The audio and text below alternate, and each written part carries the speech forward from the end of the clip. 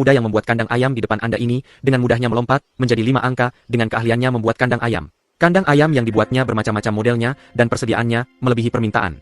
Baru pada akhirnya, dia mengerti apa yang dimaksud dengan 360 baris kandang ayam. Apa yang dia buat saat ini adalah yang terlaris, dan Anda bisa membuatnya dalam 5 menit setelah menontonnya. Pertama-tama ia mengikat potongan bambu 2 panjang menjadi bingkai persegi panjang, kemudian menggunakan potongan bambu pendek di sisi kiri dan kanan.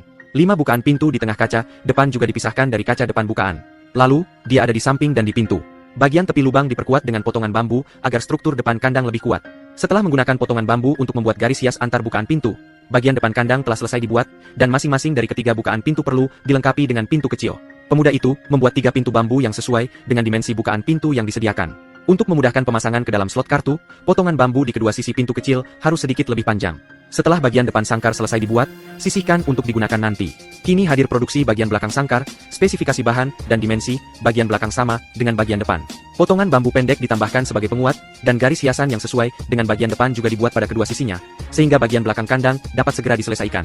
Ukuran bahan yang digunakan untuk membuat lantai kandang agak berbeda, dan perlu diberi jarak tertentu di antara potongan bambu panjang yang diletakkan, sedangkan potongan bambu pendek yang dimasukkan harus ditempatkan di bawah potongan bambu panjang. Fungsinya untuk memudahkan, dan bagian depan dan belakang sangkar disambung secara terpisah. Potongan bambu panjang dipasang pada bagian atas dan bawah, serta dipotong beberapa takik pada plat bawah sangkar belakang. Bagian atas sangkar pada dasarnya dibuat dengan cara yang sama seperti plat bawah. Cukup kumpulkan potongan bambu panjang dan pendek, dan tambahkan potongan bambu pendek secara berkala di tengah untuk penguatan. Untuk menggemakan bentuk keseluruhan, pemuda itu juga membuat garis dekoratif yang sama di atasnya. Sekarang kita sampai pada produksi aksesori terakhir, yaitu panel samping sangkar.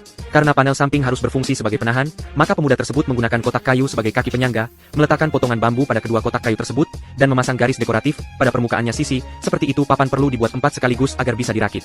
Pertama, sambungkan panel depan dan samping sangkar. Lanjutkan menyambung dan mengencangkannya bersama-sama. Setelah keempat panel samping terpasang, letakkan panel bawah di atas dan pasangkan pada tempatnya dengan panel depan secara bersamaan. Agar sangkar menjadi kuat dan kokoh, paku besi perlu ditancapkan pada sambungannya untuk dipasang. Setelah membalik sangkar dan memasang bagian atasnya pada struktur utama, sangkar buatan tangan dengan 3 kamar tidur ini selesai dibuat. Jadi untuk sangkar tangan bebas seperti itu, bagaimana Anda menilainya?